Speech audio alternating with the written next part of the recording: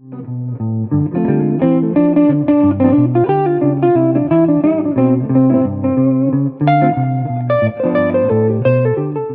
of you that are watching this video as part of the SFS Pentatonics 2 navigating chord changes, you know what we're doing here. But I'm posting this lesson on the EMP blog as well, because I think it can be useful to many players that don't necessarily want to take a full course on playing over chord changes. So I'm going to give out a quick explanation right now of what we're trying to accomplish. In SFS Pentatonics 2, we study how to quickly map pentatonics and blues scales everywhere on the fretboard in order to handle songs that have chords and key changes that require changing scales quickly. But there are cases where just using a pentatonic scale for each chord is not enough. So we learned some quick and easy yet nice sounding solutions for these cases, such as using the diminished or the whole tone scale. I have posted some of that on the EMP blog, so you can check out those lessons as well. In this lesson, we'll look at one more case, a chord progression, where using a single pentatonic for each chord is not always practical, and we will look at a quick and easy way to improvise through it effectively.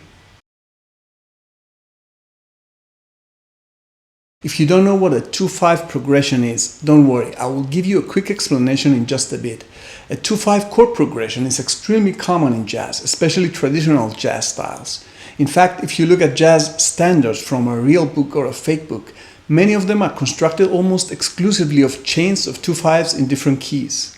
Many players spend countless hours practicing improvisation over this progression, and some memorize hundreds of classic 2-5 licks in order to capture the essence of this style. And indeed, if you want to be a jazz master, you have to learn the language of the style and get proficient in the melodic elements that make it up, such as the 7-note scales and modes, bebop scales, arpeggios, chromatic approach notes, and of course pentatonic scales. In this lesson, we will only look at using pentatonics in a specific way that will make it easy for you to handle this progression, although of course this will definitely not make you a jazz master by itself. This is just one option. If you want to dive deep into jazz, you will have to add more options for improvising over 2-5s later. But this is so simple and effective that it can work even for guitar players that do not want to invest the time to dive into jazz right now, but need to be able to make it through a jazzy jam session and contribute some nice playing and have fun. Now, before we see how this works, we need to be able to recognize a 2-5 progression when we see it in a song. So here's how. Whenever you see a minor chord or a minor 7 chord followed by a dominant 7 chord that is rooted a perfect fourth above, that's a 2-5 progression.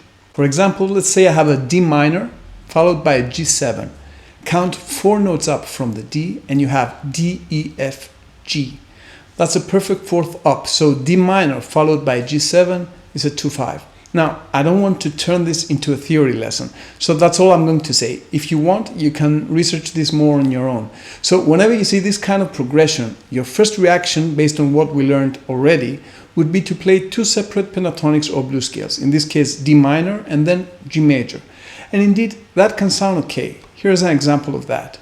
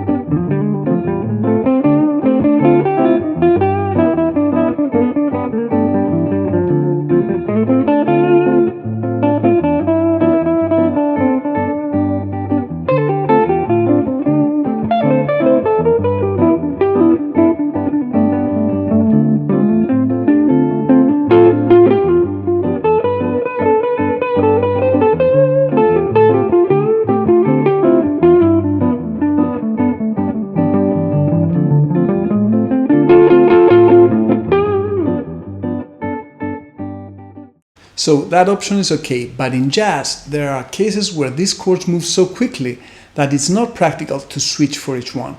And even if you are proficient enough to do it, this can sound a bit chunky and clumsy, especially over the 5 chord. Most jazz players would use different options that sound better. Well, one of these options is actually a simplification. What you do is just ignore the 5 chord and stay with the pentatonic that corresponds to the 2 chord for the whole thing. In our example, we would play D minor pentatonic and ignore the G7. This actually is a very sound harmonic choice because the notes of the D minor happen to be the upper structure chord tones of the G7. But as I said, we don't want to turn this into a theory lesson. So the bottom line is, this works fine. Here's an example. I will play D minor, G7, and then resolve to C major 7.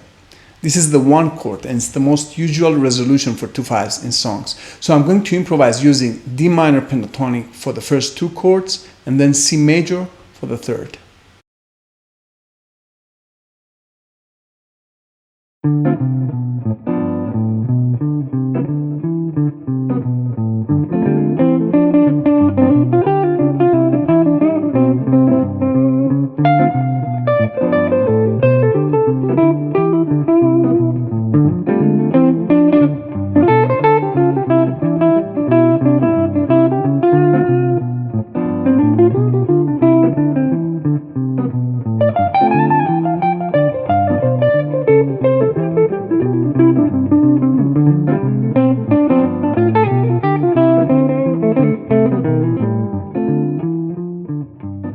Now, as I said, this is just one solution, and of course it does not capture the whole spectrum and beautiful character of jazz. But it's easy and it works fine.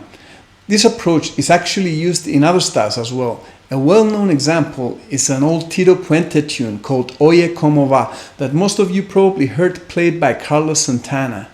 This song has this progression going all the time, and Santana plays mostly the blues scale over it.